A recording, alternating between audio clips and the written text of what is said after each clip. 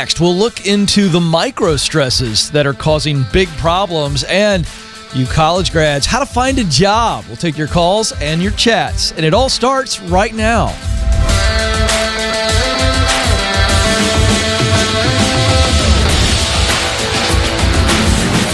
I'm coming to you live from Ramsey Studios in Nashville, and you are joining a conversation about who you are, what you were created to do, where you want to do it, and how you can get there. It is all about your purpose, your why in your work. Now, you are multidimensional, but we're talking about purposeful work. We're talking about meaningful work. We're talking about significance, which is far greater than success.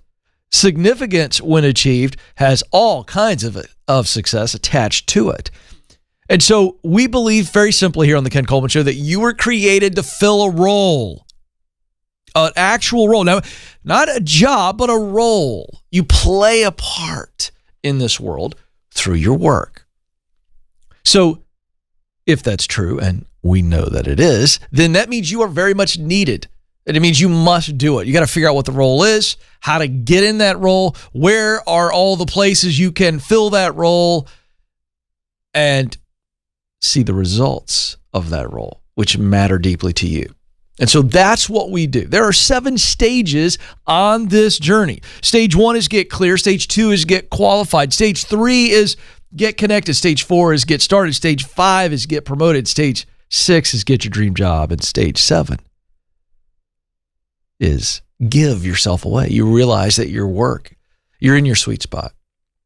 People look at you and marvel. They say, you were born for this. And you go, I know. And you're giving yourself away. This is the journey. So what stage are you in? We're here to help you identify that, how to get through that stage to the next stage, and keep on moving. 844-747-2577. That's the number. We're live. Right now, if you're watching live on YouTube, it's live. And so you can call in right now. We got a few phone lines open still. Madison, the associate producer, is standing by, ready to take your call. Are you scared? Don't be. I'm going to take good care of you. You're not a prop. You're a person with a purpose. And you have the answers. I promise. It's my job to help find those answers, dig those out of you. So we'll get to your calls momentarily. 844-747-2577. You can also submit your question via the chat right next to the video window as you're watching. And if you're enjoying the program, right below the video window, right down there, give us a thumbs up, subscribe to the program, and share it to somebody that you feel it will inspire and equip. 844-747-2577 is the number.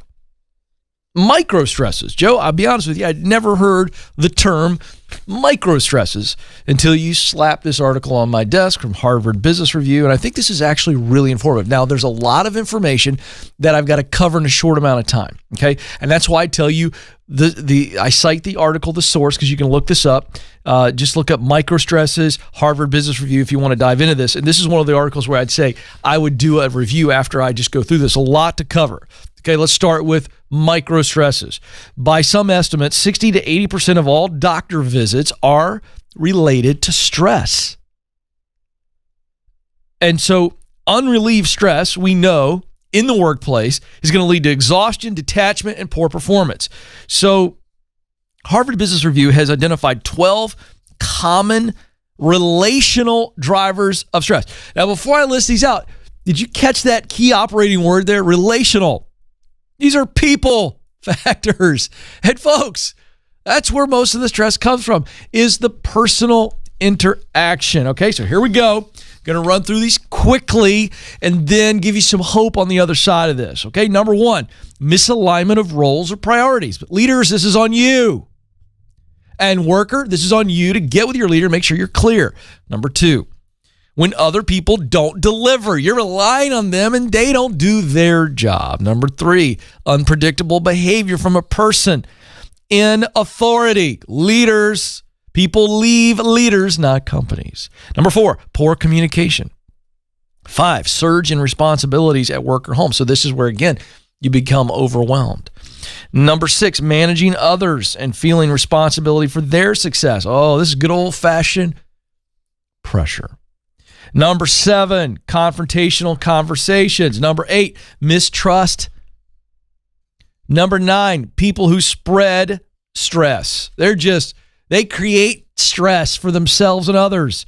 Number 10, pressure to pursue goals that don't align with your values. Number 11, when someone undermines your sense of self or sense of control. And number 12, disruptions to your relational network, so that your connections. So that's the quick list. And there are 3 approaches that they cite in the article that will help you with these stressors. Number 1, isolate and act on 2 to 3 of these. So as you go through this list and you begin to identify this list, focus on 2 or 3. Let's relieve those. So this is some early momentum.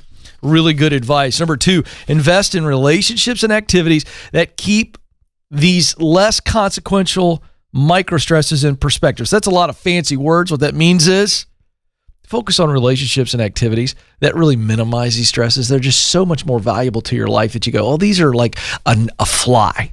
When I go to a picnic, or I was at the beach recently, and every once in a while you got the fly or the bug bothering you. But it doesn't matter because I'm laying in a beach chair, listening to the waves and soaking up the rays.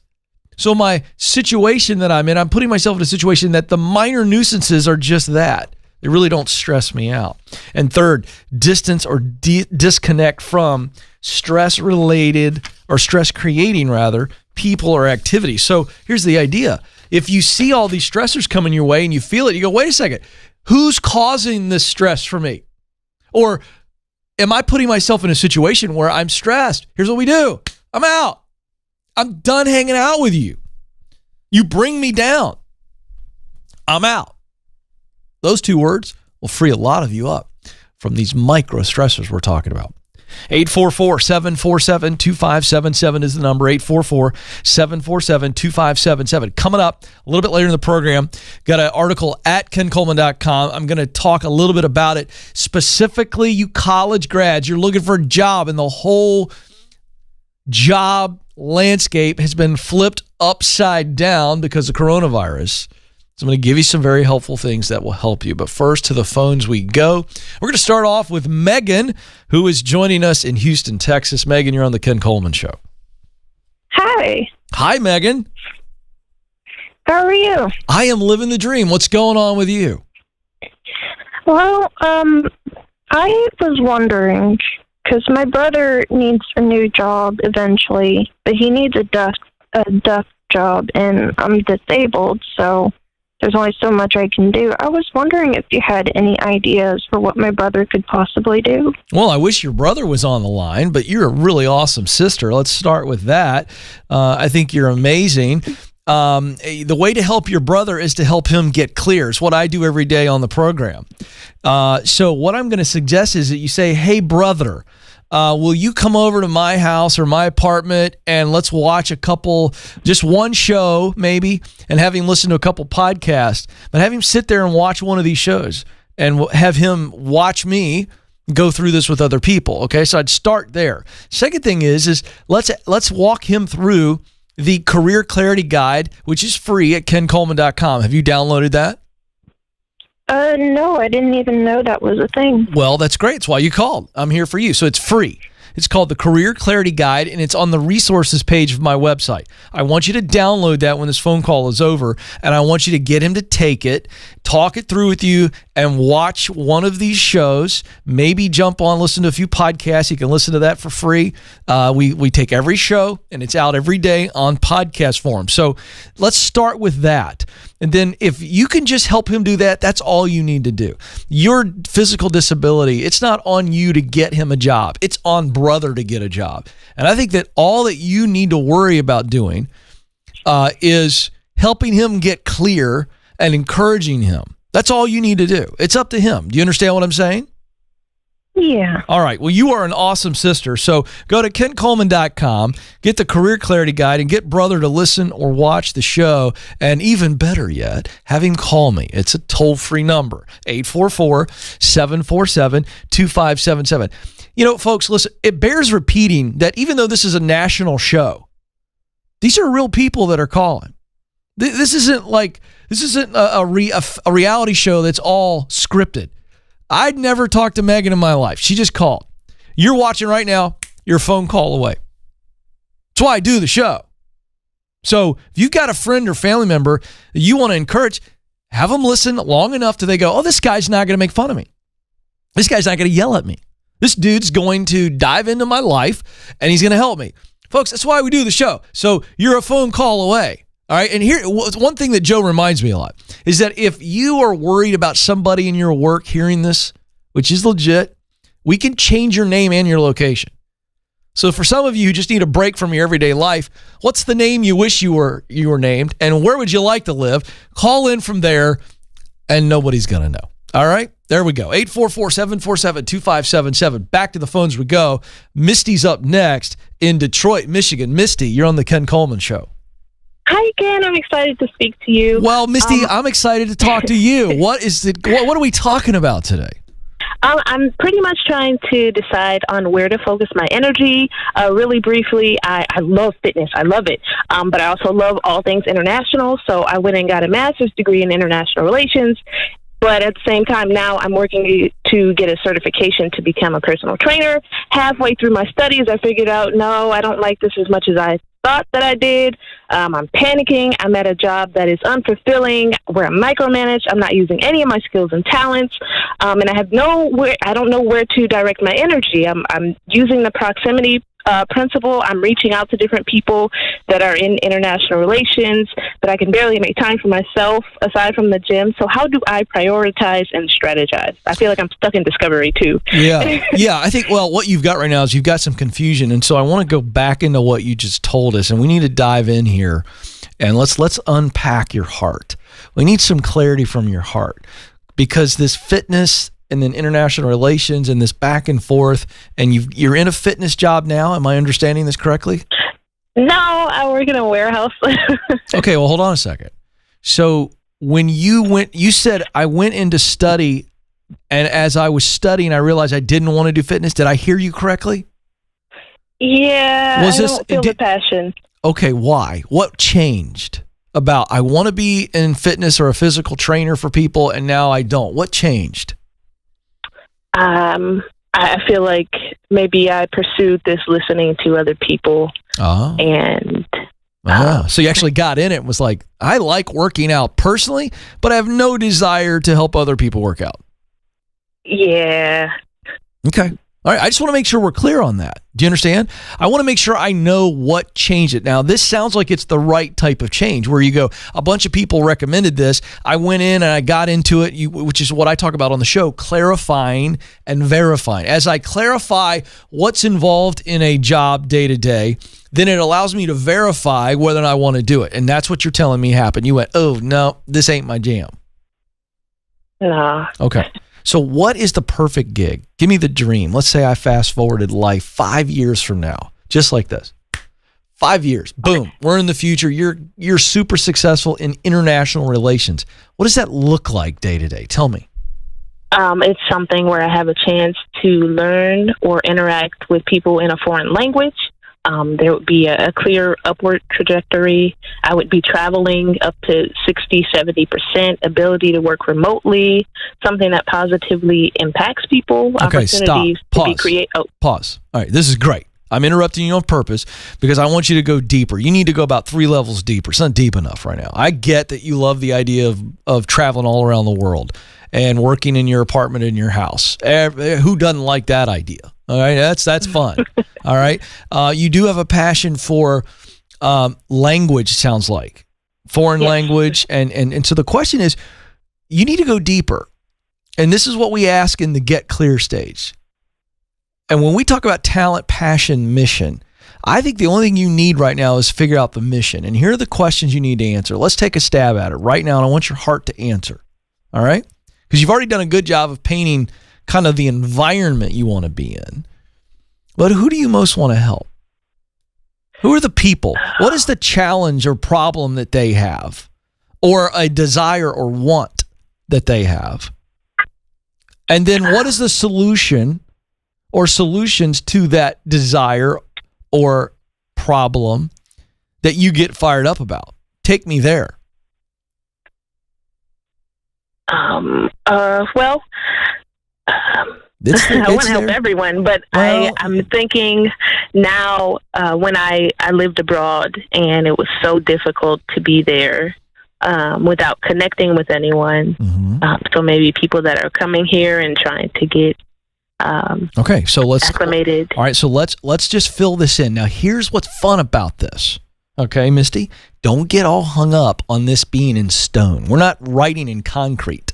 This isn't wet concrete that we're going to go, oh my gosh, we got to get it perfect. All right? So let's just say you want to help immigrants. Right? Okay. Is that right?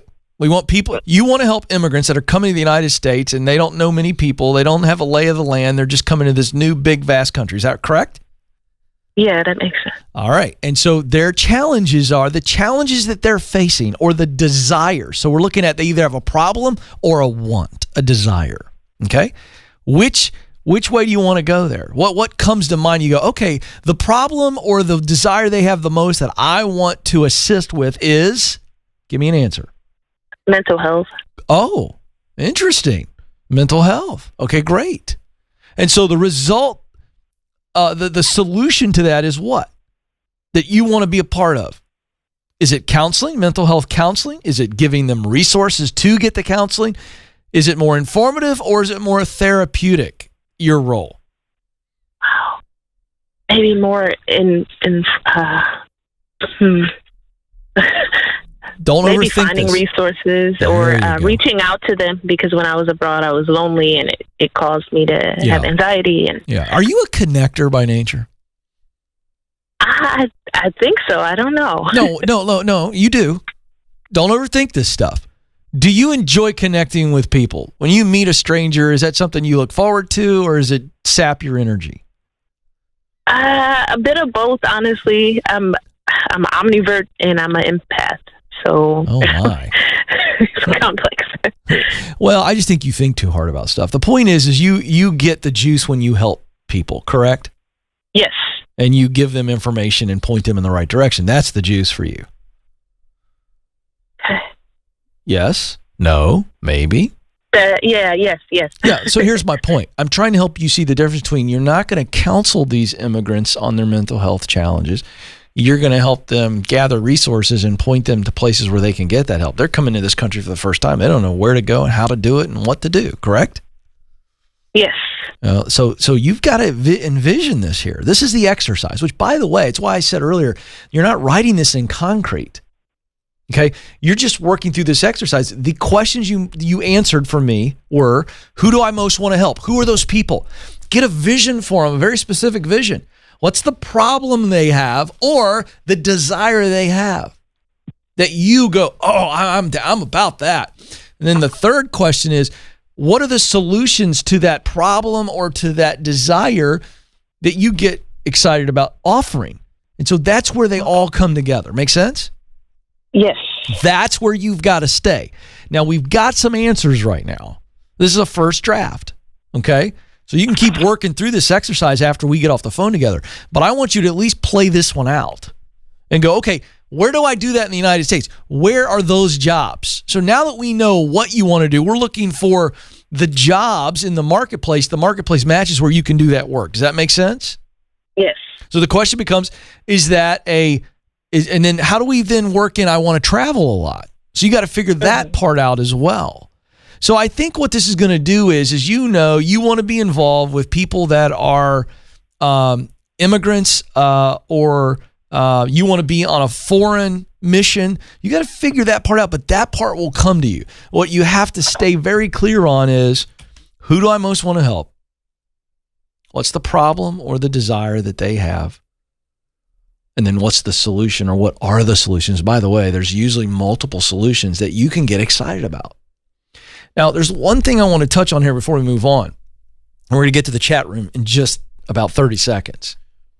As I've been doing this show now for 3 years, I have changed that question, that second question, which is, number one is, who are the people I want to help the most? Because everybody calls in shows, says, Ken, I want to help people. And I go, welcome to the human race. That's why we talk about work that matters. We all long to make a difference in this world. So it's not enough to go, I want to help people. Great. Who do you want to help? So that second question is, I used to say, what's the problem that you want to solve that they have? But I've changed it to add in, what's the desire they have? Here's where I'm going with this, folks. That'll help you, folks. Some of you are going to be more focused on solving problems. Others of you are going to be focused on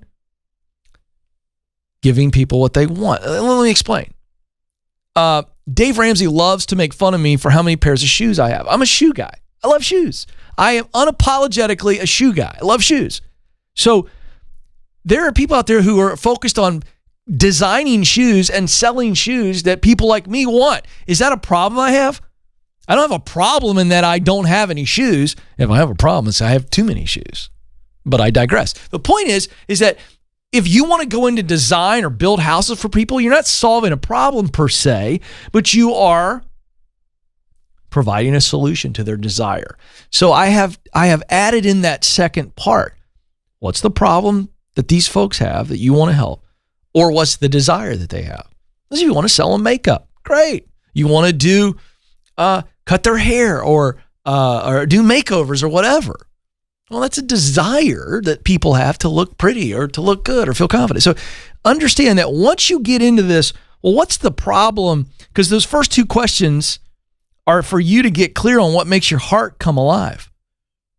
And when you figure that out, you go, oh, yeah. So the answer to those questions is essentially the same. The people I want to help and the problem I want to solve, or the desire that I want to help fulfill, that all ties into this is the people group.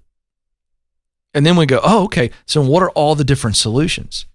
And that's where we line it back up with what we do best, our talent, which are tools to do the work that creates that result in mission, talent, passion, mission. Remember, talent is what I do best. Passion is the work I love to do most. And mission is the results of my work that matter deeply to me. So there you go. For those of you that are new, that's the construct. And that's what we walk you through. That's where you get clarity. 844-747-2577 is the number. Let's go to the chat room real quick. Isabella types in, what are the factors that make a good leader and create good relationships within the workplace? Well, I could answer this question for an hour. I'll give you the short version on the factors that make a good leader. Number one, the leader needs to be aware. I think that the greatest leaders are self-aware leaders. They know what they do well and what they don't do well, and they stay over in the area of just, this is what I love to do. They're in their leadership sweet spot. They use what they do best to do the work they love, to create results that matter deeply to them. And outside of that, they trust everybody else to do the other stuff. So they delegate, they hire for their weaknesses. So that's the first thing. So that's awareness. The second thing is a servant-hearted leader. A leader who knows that she or he, they aren't the reason why everybody's here. It's about the shared mission. And so when we win, I win. That becomes the mentality of a great servant leader. They're there to serve the team, to serve the mission, to serve the customer. That makes a great leader, because they don't make it all about themselves. And then I would say the third factor is a leader who communicates well. And I don't mean just can say things in a way that is pleasing to hear. Oh, they speak well. No. Communication has nothing to do with speaking. Communication is a exchange. Yes, I speak, but I must listen, take information from listening, and then exchange more speaking. So communication, true communication is really a skill. And then the clear communicator is somebody who listens well and communicates based on the whole process I just described. So that's a quick answer. Let's go to another one here. Chris writes in, this is fascinating. Why do you think it's so difficult for people to go deep and get clarity on what they want to do? I love this. I've never had this question. Not on the show. And I'm going to boil it down to one thing. The reason that people find it so difficult to go deep and get clarity is it's uncomfortable. Now, for some people, it's not uncomfortable. It's not for me. I'm just going to be very honest. My personality is one that I'm very, very curious, and I'm driven by results, and I need to get to the bottom of things. I've always been that way. And I also don't have problem with the confrontational nature, and it doesn't mean an argument, but just the idea of confront. The root word of confrontation is confront. That means I'm going to confront some truth here. And so to dig deeply and to get clear on yourself is an act of confrontation with yourself. So I'm trying to give the simple answer because there's a lot there. There's fear, there's insecurity, all the stuff. But it all comes down to one thing. If I deal with my fear and I deal with my insecurity and I deal with confrontation, it's uncomfortable and I don't want to do that. So it really comes down to a lot of people, and many millions and millions and millions of people, all of us on some level, have to get comfortable with being uncomfortable. And I guess that's where I'm at now. So let me throw myself into the rest of the human race here. I'm not an exception. We just are uncomfortable facing what we will need to face to get clear. So Chris, that to me is the ultimate reason. And you've got to get to a point where you just go, this is going to suck. You know, it's like going to the dentist. I do not enjoy going to the dentist, but I got to go. I don't like when they scrape around my gums. It's always made me very uncomfortable. In fact, talking about it right now gave me the heebie-jeebies. Okay? But here's the deal. If I want to have a healthy mouth and healthy teeth, I got to go to the dentist. So what do? Every time my dentist appointment comes up, I'm in the car driving the dentist, and I promise you, I'm like, oh, geez, this is going to be uncomfortable. I don't like anything about this. I got to do it. So when I walk in, I have the maturity to go, this must be done. It's going to be uncomfortable. So what do? I just make up the decision. I'm going to embrace the discomfort and I'm going to get through it. And that's really what you got to do, folks. You got to go, there's nothing about this that's going to be really comfortable, but boy, oh boy, the benefit on the other side of this so outweighs the discomfort that I must do it. And so I would say this, either you embrace the discomfort of getting clear and figuring out what you were created to do, or you need to understand that if you don't embrace the discomfort, let me tell you what you are embracing. Disillusionment, discouragement. That's what you're embracing. So what do you want to embrace? Discomfort, knowing that it's just discomfort. That's it. Or do you want to be disillusioned your whole life? Discouraged your whole life? That's good right there. Somebody better write that down. Because that's what you're facing. And so just go, hey, I have to choose one of three. And I could keep going. I could come up with all these other D words and all the things. But that's really it. Which one do you want? You want discomfort? You want disillusionment? You want discouragement? You choose, but you're going to pick one, which is discomfort, or you're automatically defaulting to the other two. And by the way, they go together. They go together. I'm confused. I don't know. And I'm like a tumbleweed through life and letting the wind blow me wherever it blows. I don't have any purpose. I don't have any intentionality in my life. And that is a recipe for true discouragement, which would lead to depression. You show me a person that can't tell you or tell me why they're on this planet. They're either dealing with depression or they're headed that way. It's just that simple. There's something in us, we talk about it every day on this program, that longs for meaning. We want to know that we're making a difference. So, good stuff. All right, we got to get to the teaching, and we'll see if we can squeeze in another phone call. Okay, so this article, I'm going to touch on this very briefly because the good news is it's free. It's at kencoleman.com right now. It's in our article section, how to find a job after college. And here's the deal. We got a lot of kids that have graduated college and they thought that, well, this is going to be the path or this is what the environment's going to be, and it's changed. And so they're like, what do I do? Okay, so here we go. Number one, figure out what you want to do. We've been talking through that formula. That's what you're going to do. I really want you to consider internships in this time. And I know that internships are probably a lot affected by Corona, right? So understand that you're going to have to be flexible on this. Make sure that you are using any on-campus resources that you have through the career centers. Also, job fairs, professors, peers, and alumni. I mean, you're becoming a detective as you begin to look for opportunities. And then make sure that you are creating a rhythm of connecting. Make sure your resume stands out. We've got the resume guide at kencoleman.com. And make sure that you're really prepared for the interview so you perform well. That's our How to Win the Interview guide. Now, all I did for the interest of time was hit the big headings. Everything I just touched on, we've got detailed content and action items in this article. It's entitled How to Find a Job After College. Okay, now, for some of you, if you're in that 13 to 19-year-old, even you recent college grads, our foundation self-study, this is an actual product. So read the article for free, and for $29.99, you can get the Foundations in Career Readiness, how to land that first job in the real world, and then how to step into a career you love.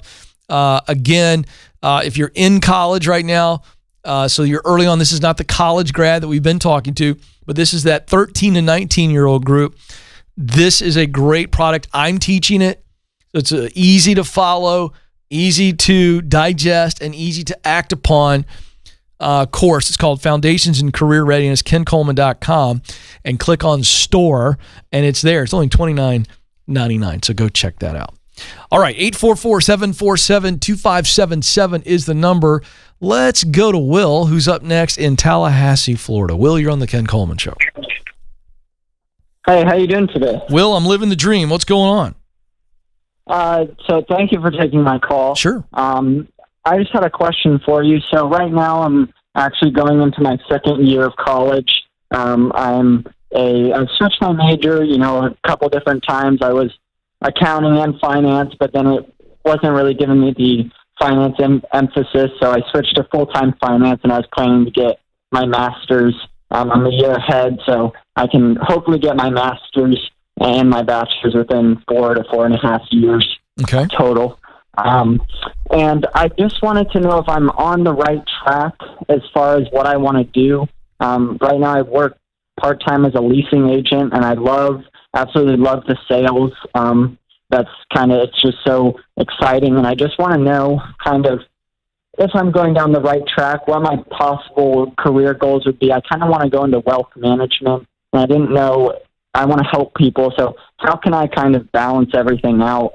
Well, you're doing the right thing. Okay, we've got to get all this stuff out on paper and go. All right, what are the career paths that I'm interested in based on what I would love to do? What's interesting is that you found out that right now you enjoy the interaction with a customer from a sales position. Did I hear that correctly? Yes, sir. All right, and you're also interested in finances. You said you really wanted to get into wealth management. Is that correct?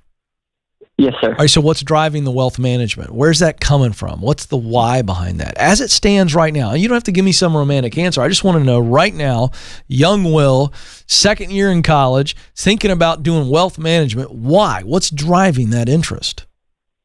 I think a part of it is like I'm kind of like a product of my environment. So growing up, my mom was a small business owner, and my dad, they weren't really wise about their finances. When I was growing up and everything, and they could have been, they had definitely the needs, they just didn't execute a plan properly. And so I know that if someone would have stepped in and said, hey, here's a plan, we can execute this, and you can, build wealth for your family, change your family tree, I know that it would have been a lot different. And I want to be that person that'll step into someone's life and say, it's going to be okay. We're going to, figure out how we can budget and build a plan so that you can, change your life. Okay. So, what do you love most about the sales experience? Really, and it's kind of funny because my father was a salesman, and my grandfather and his grandfather, so I come from a long line of salesmen. I just like it's a different, scenario every time somebody walks through the door. Even though I'm selling the same product, they have their own set of things that they want, their own set of objections, and just overcoming those objections. And, it's just a new it's something new every time somebody walks through the door. It's different. So do you see a combination of that feeling and that scenario where basically you got to try to provide the solution to their issue, and they've all got different points of view, and you kind of love that wrestling. It's not a wrestling match, it's not the right way. You kind of like that tennis match of, let me see what they hit back at me. I'm going to fire a backhand this time, then I'm going to do a slice this time. Then I'm going to do a lob. You enjoy that. So do you see that coexisting with helping people with wealth management? Yeah, that's exactly. And I feel like if, another part of it, why I feel that way is just because I'm helping people. I'm helping people find a great place to live now. Yeah. Like I said, I'm a leasing agent. So I feel like that will translate into, people, I'm helping them, and then they realize that they're going to be okay, that, they can worry a little less at night because, they have this plan. So do you think you're on the right track? I think so. I'm just a little nervous that, right now I want to make sure that the finance and the master's, the MBA, that's the correct path to go. I don't know that you need an MBA. Set me up. I don't know that you need an MBA. Okay. But a master's in finance certainly can hurt if you can do it at the same time. But I don't know that it needs to be the MBA. But I think the fact that you can do the master's and the bachelor's at about the same time, and I'm assuming you can do this without putting yourself in massive debt. Is that correct? Yes, sir. Correct. Yeah. So what's the best master's? What would be the most advantageous master's degree? That would be my question. Right. And I've been asking myself that, for the past year and a half, so is an MBA better than what are the financial master's degrees? Pardon my lack of knowledge on this. No, I don't really know either. It's, this is just something I haven't even applied for the combined pathway yet. That'll come in the springtime. So do some research. I'll figure that out. So here's the deal. Yeah. This is great. Here's what matters. You know what you want to do and why you want to do it, correct? Yes, sir. Yeah. How confident are you right now? Very. Good. You started off the call not so confident, right? Right. Yeah, I think you're on the right path. Here's what matters. You want to basically be what we call a Smart Investor Pro at Ramsey Solutions, right? That's what they are. They're financial advisors helping with retirement and wealth management and wealth growth. That's what you want to do. And it involves all those elements of what you love most about selling. So great news. You're good at it. You like it. So we check the talent box, check the passion box, and we look at mission, results that matter to you, check the box. You love helping people solve their financial problems and create a better future. It checks all the boxes. So how you get there, to me, that's easy to figure out. Because you don't even have to have a master's in anything to be a great financial advisor. I get two good friends. In fact, they were over at my house Sunday night. Both dudes, I was excited to introduce them to each other. They never met. Both of them very successful financial advisors. Will, do you think either one of them has a master's degree? Probably not. No, they don't. So if you want to get a master's and it's not going to put you in debt and you get it at the same time, good on you, man. Do you need it? No. So what I want you to do is, do you have a copy of my book, The Proximity Principle? I do not. Now you do. What format would you like most? Audio, hard copy, or ebook? A hard copy would be great. Boom. Here's the deal. I want you to hold on the line. Madison's going to get you a copy. She'll get you an autographed copy. I want you to read it. Because, Will, I wrote it for people who know where they want to go, but they're not quite sure how to get there. And this book, it's a #1 bestseller, so I can just tell you it's working. But it's basically from my life. It's my story. There's 5 people, 5 places, and then a section on practices. So 3 sections of the book, very easy to read. And the people that I introduce you to and the places I introduce you to, this is what you need to do. Walk the proximity principle out, read the book, do it. You're way ahead of the game, being a second-year student in college, figuring this out. And you're going to see that there's multiple ways to get to that ultimate dream of being a wealth manager. And you're going to do good things in this world, man. You're going to really help people achieve their dreams and make a massive impact. And I hope you go to bed tonight with a very full heart, young man. Really proud of you. The future is bright because of the wills of this world. And that's just simply the truth. You won't read that on any news website today. That the future is bright. You won't read that anywhere. But it is. My time is almost up. But before I let you go, I want you to know that you matter and you do have what it takes. Thank you so much for joining us. Until next time, this is the Ken Coleman Show. Press on.